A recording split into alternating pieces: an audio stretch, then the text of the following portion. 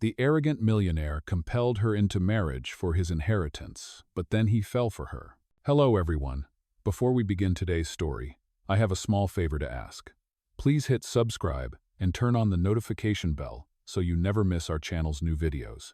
It is quick, free, and the best way to support us in bringing you more dramatic stories. Your support means the world to us. Where are you watching from? Drop your city or country in the comments below. Thank you very much. Now, let us return to our main character. It was a late autumn morning when Emily's world turned upside down. She was pouring coffee for a long line of customers at the small diner on the edge of town, the place where she had worked for nearly 3 years. Her apron was stained with coffee splashes, her hair tucked neatly into a bun, and her hands moved quickly from cup to cup. Life was not glamorous, but it was honest. She worked hard to keep her younger brother in school, paying bills paycheck by paycheck, never asking anyone for favors. But that morning, when she turned to deliver an order, a man in a tailored charcoal suit stepped inside.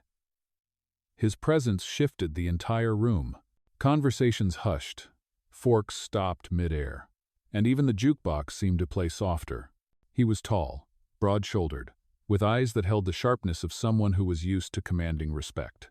His name was Alexander Hayes, heir to one of the most powerful business empires in the city. Emily had no idea who he was. To her, he was just another customer. She placed the cup of coffee in front of him, her voice steady but polite. "Here you go. Cream and sugar are right there." Alexander did not even glance at the cup. Instead, his gaze lingered on her face, as though studying her. It was not admiration. It was calculation.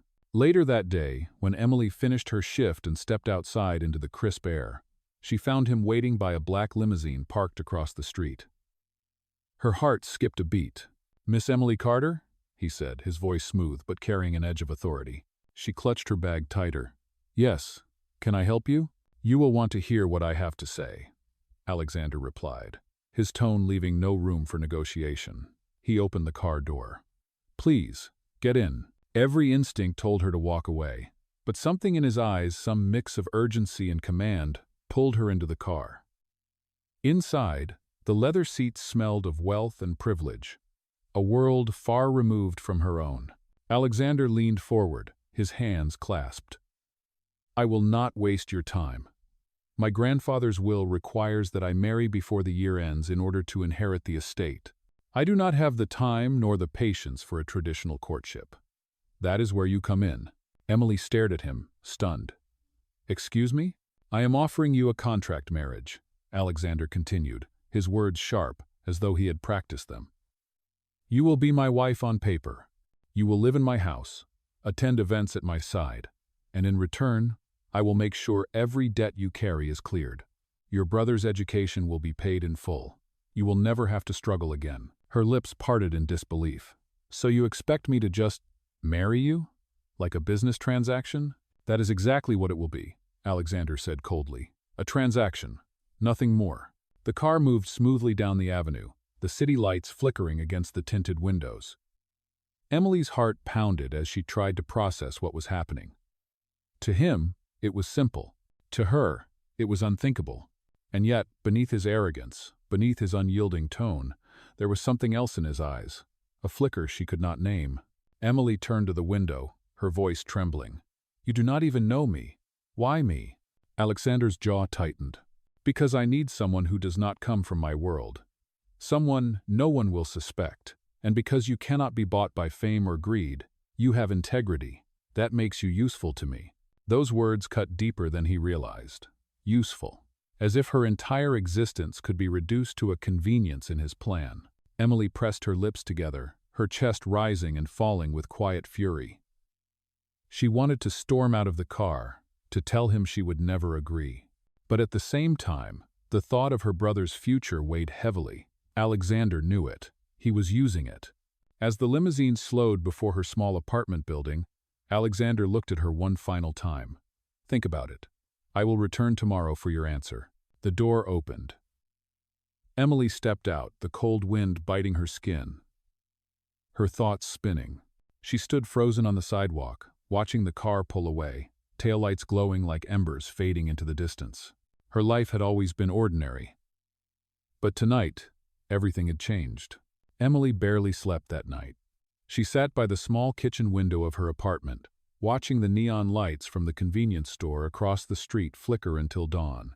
The words of Alexander Hayes echoed in her mind. "Think about it. I will return tomorrow for your answer."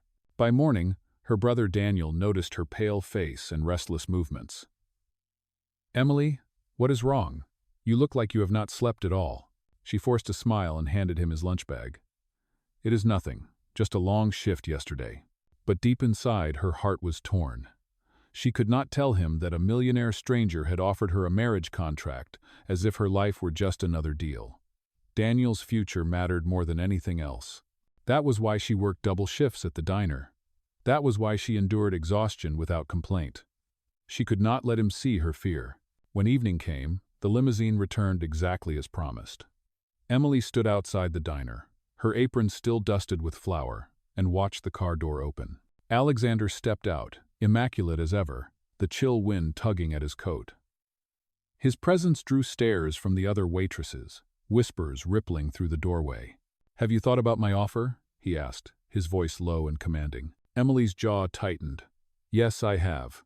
And my answer is no." For the first time, a flicker of surprise crossed his face. "No?" She crossed her arms, summoning courage she did not know she had.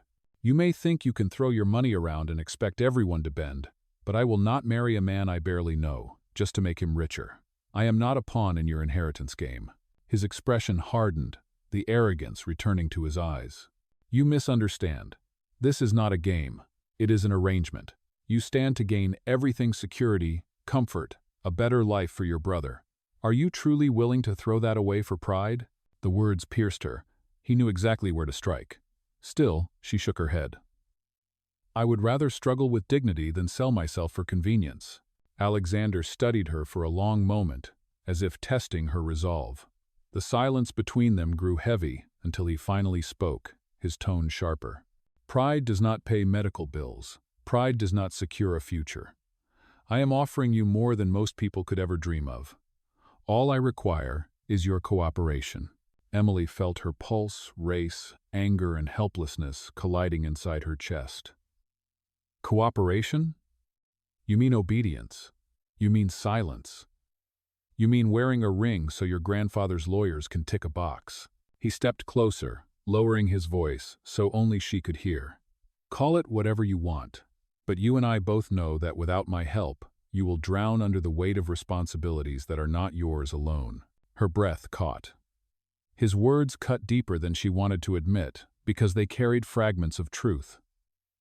She thought of Daniel, of unpaid rent, of the stack of bills waiting on the kitchen table. For a fleeting second, the temptation burned. But before she could respond, Alexander slid a small black velvet box from his coat pocket and opened it. Inside, a diamond ring shimmered under the streetlight. Not a symbol of love, but of control. "This is not a proposal," he said coldly. "It is the key to survival. I will give you until tomorrow. If you refuse again, I will find someone else. But remember, opportunities like this do not knock twice." He placed the box in her trembling hand and walked back into the limousine without another word. The door closed, and the car pulled away, leaving her frozen on the sidewalk, the weight of the ring pressing into her palm. Emily's eyes filled with tears she refused to let fall. She wanted to throw the box into the street, to rid herself of the insult it carried. And yet, when she thought of Daniel's hopeful smile that morning, her grip tightened instead. As the night deepened around her, Emily whispered to herself, "What am I supposed to do?" The city did not answer. Only the fading echo of the limousine's engine lingered in the distance, like a reminder that her life was no longer hers alone. Emily woke the next morning with the velvet box still resting on her nightstand, its silent presence weighing heavier than the stack of bills beneath it. She had tried to ignore it, to push it out of her mind, but every thought circled back to her brother Daniel. His tuition payments were due. His dream of becoming an engineer depended on her. By noon, the limousine appeared once again, polished like an omen. Emily felt her breath catch as she stepped inside. Alexander sat across from her, calm and composed, as though he already knew what her answer would be. She clutched the velvet box in her hands. I am not saying yes because I want to. I am saying yes because I cannot see another way to protect my brother. Do not mistake this for anything else." Alexander's expression did not change, but the corner of his mouth twitched with something close to satisfaction. "Then we are in agreement." The car carried them through the bustling streets to a towering glass building downtown. On the top floor, a mahogany table waited, its surface covered with neatly arranged documents.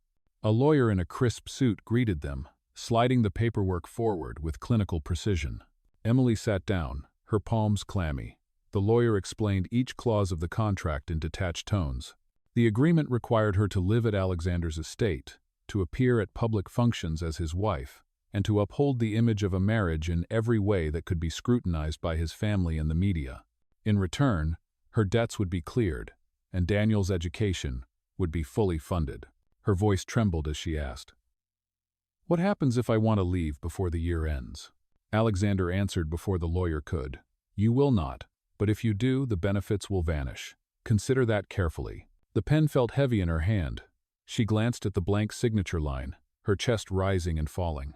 For a moment she imagined her mother's voice, reminding her that dignity could not be bought. But then she saw Daniel's face, bright and eager, with hope for the future. With a deep breath, Emily signed her name. The lawyer collected the papers, stamped them, and excused himself, leaving the room hushed with finality. Alexander reached into his pocket and retrieved the diamond ring. He slid it across the table toward her. "This is no longer a box on your nightstand," he said evenly. "This is your new reality." Emily hesitated, her fingers brushing the cool metal. Reluctantly, she slipped the ring onto her finger. It glittered under the office lights, cold and foreign. Alexander stood, his presence looming. "From this day forward, you are Mrs. Hayes. Remember that when the cameras flash and the questions come." Her pulse quickened. "Do not expect me to play the role of a loving wife." He looked at her, his gaze unreadable. "I do not need love. I need compliance. That is all." The ride to his estate was silent, the city skyline fading into sprawling gated grounds. When the car finally stopped, Emily stepped out and stared at the mansion before her. It was immense, with columns rising like guardians and windows gleaming in the afternoon sunday. She had never seen such wealth up close, and the sight made her stomach twist. Inside, the marble floors echoed under her footsteps. Paintings lined the walls. Chandeliers glittered overhead, and every corner exuded luxury. Yet, instead of awe, she felt isolation. This was not a home. It was a gilded cage.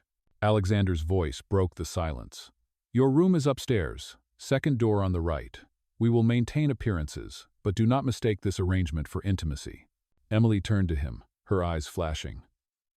"You may have my signature and this ring, but you will never have my heart." He did not flinch. That was never part of the deal. As she climbed the grand staircase, the weight of her decision pressed harder with every step. She was no longer just Emily Carter, the waitress struggling to make ends meet. She was now Mrs. Hayes, the contract wife of a man who had turned her life into a transaction. And though the ink on the contract had barely dried, she already wondered what price her soul would pay for signing it. The first night in the mansion felt like stepping into another universe.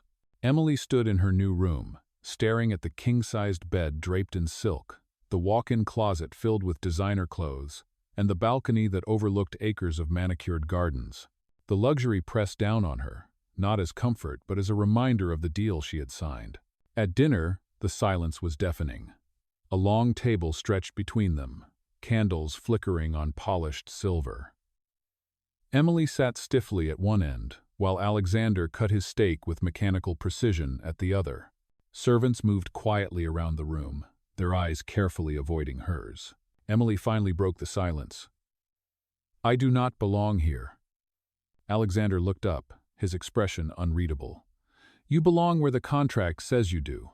Her fork clattered against the plate. "To you, this is business. To me, it feels like imprisonment." He set his knife down, leaning back. "No one forced you to sign, Emily. You made your choice." Her chest tightened with anger. "You cornered me. You used my brother as leverage. That is not a choice." For the first time, something flickered in his eyes, but it was gone as quickly as it came. He returned to his meal, leaving her words to hang heavy in the room. The following days only deepened the tension. Emily tried to stay out of his way, wandering through the endless halls, reading in the library, or walking the garden paths. But every encounter turned into a clash. One morning, she found Alexander in the kitchen, pouring black coffee into a crystal cup. She reached for a mug on the counter, her hair still damp from the shower. "You should not walk around the house like that," he remarked, his tone clipped. She frowned, glancing down at her simple sweater and jeans. "Like what? Dressed like a normal person?" His gaze was sharp. "You are Mrs. Hayes now. Appearances matter. Reporters, investors, and family friends will be watching." Emily crossed her arms. "I will not change who I am to fit into your world." His jaw tightened, but he said nothing more, as though realizing he could not bend her spirit so easily. Later that week, Alexander announced they would be attending a gala. "It is necessary," he told her, handing over a gown still wrapped in tissue paper. "They need to see us together. Convincing." Emily unfolded the dress, its silk shimmering under the light. It was beautiful, but it felt like armor she never wanted to wear. At the gala, cameras flashed, and curious eyes followed them as they entered the ballroom. Emily's hand rested lightly on Alexander's arm, the diamond ring on her finger catching the chandelier's glow. Smiles were exchanged, champagne glasses clinked, and whispers buzzed through the crowd. To outsiders, they looked perfect. But behind every polite smile, Emily's heart pounded with discomfort. Alexander leaned in and whispered through his practiced smile, "Remember, you are my wife tonight. Play the part." She whispered back, her lips barely moving, "I will play the part, but do not forget that it is just that, a part." As the night dragged on, Emily realized how suffocating this world could be. Every laugh felt rehearsed, every handshake a transaction. And yet, every now and then, she caught Alexander's eyes lingering on her, not with arrogance, but with something else. Something softer he quickly buried. Back at the mansion, after the gala ended, Emily slipped out of the gown and into her plain cotton pajamas. She stood by the window, staring at the city lights in the distance. Alexander passed by the open door, pausing for a brief second. "You handled yourself well tonight," he said quietly. Emily turned, surprised by the rare note of respect in his voice. "I did it for Daniel." "Not for you." He nodded once, then disappeared down the hallway, his footsteps fading into the silence. Emily's chest ached with conflicting emotions. She hated the contract, the mansion, the constant pretenses. Yet a part of her could not deny that beneath Alexander's cold exterior, there were cracks, small, fleeting glimpses of the man he might truly be. And though she refused to admit it out loud, those glimpses unsettled her more than his arrogance ever could. The days after the gala blurred into a routine Emily despised. Breakfasts were silent, afternoons were filled with appearances she did not care about, and evenings ended with her retreating to the solitude of her room.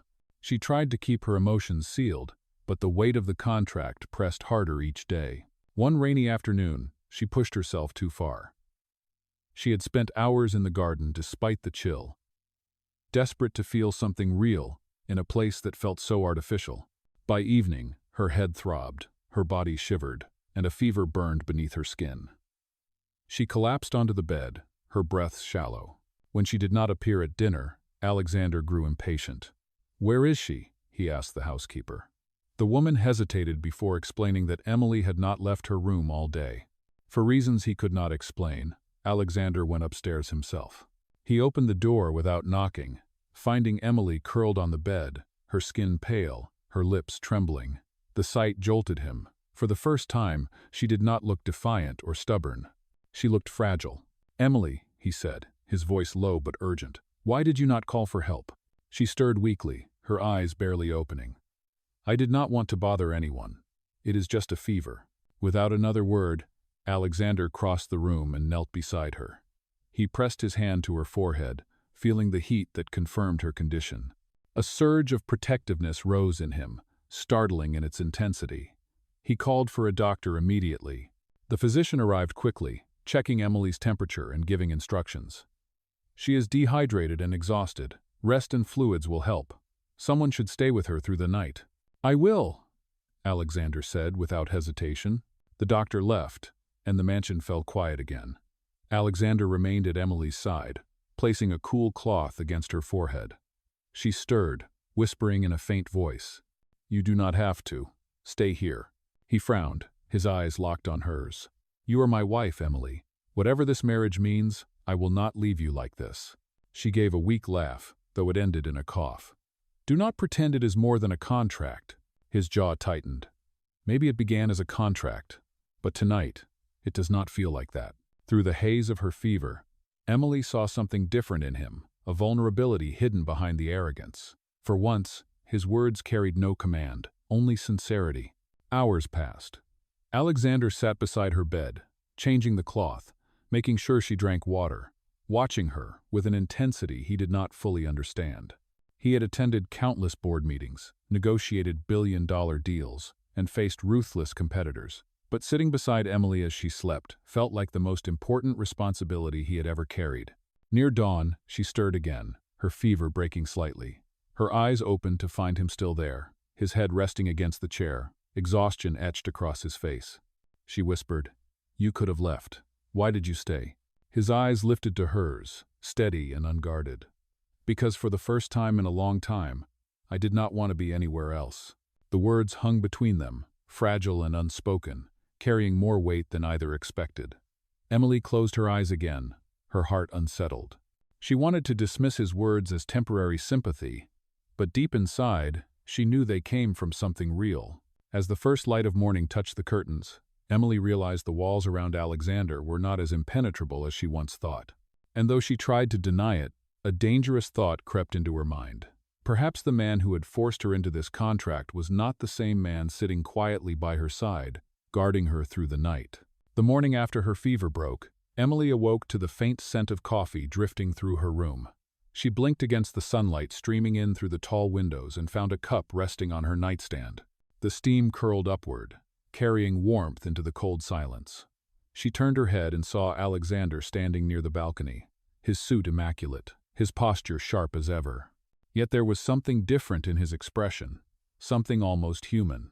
"You should drink before it gets cold," he said, his tone softer than usual. Emily sat up slowly, still weak but stronger than the night before. She wrapped her hands around the cup, letting the heat seep into her fingers. For a moment, it felt like a truce, a fragile, unspoken pause in the endless battle between them. But peace never lasted long in Alexander's world. 2 days later, the front gates of the mansion were crowded with photographers. Rumors had spread, whispers of Alexander Hayes marrying a woman no one had ever heard of, a woman with no background in society, no wealth, no pedigree. Headlines began to question the authenticity of the marriage. Was it real, or was it staged? Emily froze when she saw the tabloids at the corner store near the estate. Her picture, taken secretly at the gala, was plastered across the glossy pages. The captions cut like knives. "Who is Emily Carter, the mystery bride of the Hayes Empire?" When she confronted Alexander in his office, her voice shook with fury. "Did you know this would happen? Did you know they would tear me apart?" He looked up from his desk, his face calm but his eyes shadowed. "The media always circles when they smell blood. I warned you, appearances matter." Her chest tightened. "This is not just appearances. They are digging into my life, Alexander. They are looking for proof. If they discover this marriage is not real—" "They will not," he interrupted sharply. But Emily saw the tension in his jaw. He was not as confident as his words suggested. That evening, the situation worsened. A journalist managed to slip past security and cornered one of the house staff. Questions were asked, suspicions raised. Emily overheard 2 maids whispering in the hallway, their voices low but urgent. "They are saying she never loved him, that it is all for the inheritance." The words cut her deeply. She stormed into Alexander's study, slamming the door behind her. "This is spiraling out of control. People are already guessing the truth. If they find proof, it will destroy both of us." Alexander rose slowly from his chair, his eyes locking onto hers. "Then we give them no reason to doubt." Her brow furrowed. "What does that mean?" He stepped closer, his voice firm. "It means from this moment, we stop playing halfway. You will not just wear the ring. You will act like my wife in every way the world can see. We will attend every function, every dinner, Every appearance, side by side, no distance, no hesitation. Emily's breath caught. You are asking me to lie even more convincingly. Do you not see what this is doing to me? His tone softened, unexpectedly. I see. And I know you did not choose this life. But if the truth comes out, they will not only come after me, they will come after you. Your brother's future, your dignity, your safety, everything will be dragged through the mud. I will not allow that. Her throat tightened. His words, though harsh, carried an undeniable truth. She turned away, gripping the edge of the desk.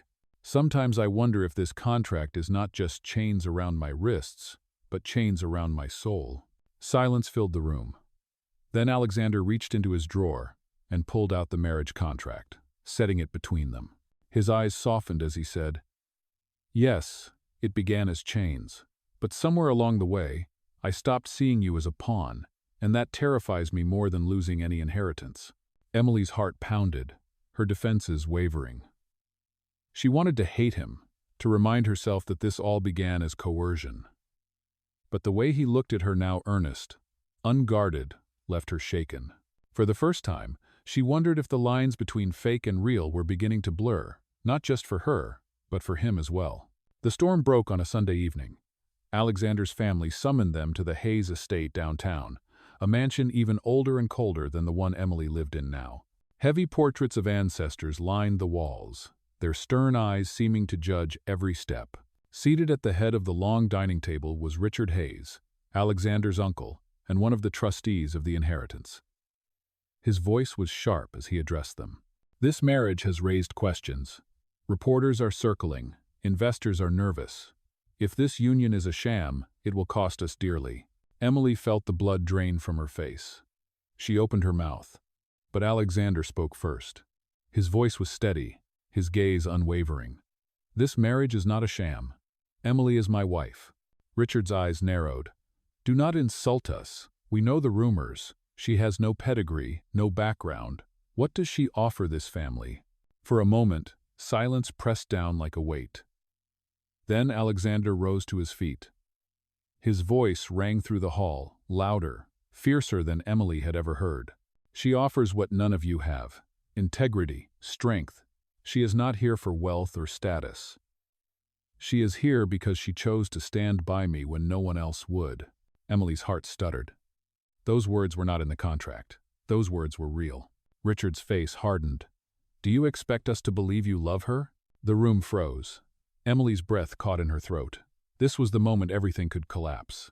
Alexander turned, meeting Emily's eyes across the table. For once, there was no mask, no arrogance, no pretense, only truth. Yes, he said, his voice unshaken. I love her. Gasps rippled through the room. Emily's chest tightened, her eyes stinging with tears she refused to shed. She wanted to believe his words, but fear whispered that this was another performance. Yet the way he looked at her, raw and unguarded, told her otherwise. Richard slammed a hand on the table. Love does not secure an empire. You are gambling everything on a waitress with nothing to her name. Alexander's jaw clenched. Then I gamble. If protecting Emily means losing the inheritance, so be it. The declaration hung in the air, heavy as thunder. Emily could hardly breathe. He was risking everything, not for the contract, not for appearances, but for her. For the first time since the deal began, she realized Alexander Hayes was no longer the arrogant man who forced her into marriage. He was a man willing to defy his own blood for the woman he claimed to love. And that terrified her more than anything else. The days after Alexander's confession felt like walking on a knife's edge. The tabloids feasted on every headline, debating whether his declaration of love was genuine or a calculated move to silence critics. Within the mansion, the pressure grew unbearable. Trustees called daily meetings, and family members whispered venom in every hallway. Emily bore the brunt of it. Paparazzi followed her to the grocery store. Reporters shouted questions outside the gates, and strangers online dissected every detail of her past. She tried to stay strong, but each article, each cruel comment chipped away at her spirit. One evening, she sat alone in the library, her hands trembling as she scrolled through yet another cruel headline. Gold digger or true love? The unlikely Mrs. Hayes. Her throat tightened. For the first time, She wondered if she should leave, not for her sake, but to protect Alexander from ruin. That was when he entered the room. He saw the phone in her hands, the tears brimming in her eyes, and without a word, he took the device and set it aside. His voice was steady, but there was a fire in his gaze. "Do not listen to them. They do not know you." Emily shook her head. "They are right about one thing. I do not belong in your world. Maybe walking away is the only way to save you." His jaw tightened, but his words came fast, fierce, unyielding. "You are not leaving. I am done letting them control my life. I will fight them, every single one of them, if I have to." The very next morning, Alexander did exactly that. At a press conference crowded with flashing cameras, he stood tall behind the podium, Emily at his side. His voice cut through the noise. "This marriage began under conditions none of you would understand. But what you need to know is simple. Emily is my wife. She is my partner. And if you think her worth can be measured by status or pedigree, you know nothing about strength, loyalty, or love. If protecting her costs me my inheritance, then I will walk away without hesitation, because I would rather lose wealth than lose her." The crowd erupted in chaos, reporters shouting, flashes blinding. But Emily stood frozen, his words echoing in her soul. He had placed her above the empire he was raised to protect. That evening, back at the mansion, she confronted him quietly. "You meant every word, did you not?" He looked at her with a softness she had never seen before. "Every word. I would burn it all down before I let them take you from me." For the first time, Emily's defenses faltered completely. She realized he was no longer just the arrogant millionaire who had forced her into a contract. He had become the man who was willing to fight for her dignity, even if it meant losing everything else. And in that moment, something inside her heart shifted. Weeks passed after Alexander's public declaration, and the storm of gossip began to fade. The tabloids moved on to new scandals, the trustees backed down, and the family had no choice but to accept what they could not control. The empire remained intact, but more importantly, so did Emily's dignity. One evening, as spring rain tapped softly against the mansion windows, Emily stood on the balcony, breathing in the fresh air. She still wore the diamond ring, but tonight it no longer felt like a shackle. It felt like a question waiting to be answered. Behind her, Alexander stepped quietly onto the balcony. He held no contract, no lawyer, no conditions. Only a small velvet box in his hand. Emily turned, her eyes widening. "What are you doing?" He opened the box, revealing a new ring, simple, elegant, nothing like the cold symbol of the contract. His voice was steady, but his eyes burned with sincerity. "The first ring was a transaction. This one is my choice. No contracts, no inheritance, just us. Emily Carter, will you marry me for real?" Tears filled her eyes, blurring the city lights beyond him. She thought of the girl who once stood frozen on a sidewalk, terrified by a deal she could not escape. And now, here she was, standing before the man who had chosen her over everything else. Her voice trembled, but it carried the strength of her heart. "Yes, 1,000 times, yes." Alexander slid the new ring onto her finger, and for the first time, Emily felt the weight of love instead of obligation. He pulled her into his arms, the rain falling around them, sealing the promise they had both been too afraid to make before. The contract was over. The love was real. And this time, it was forever.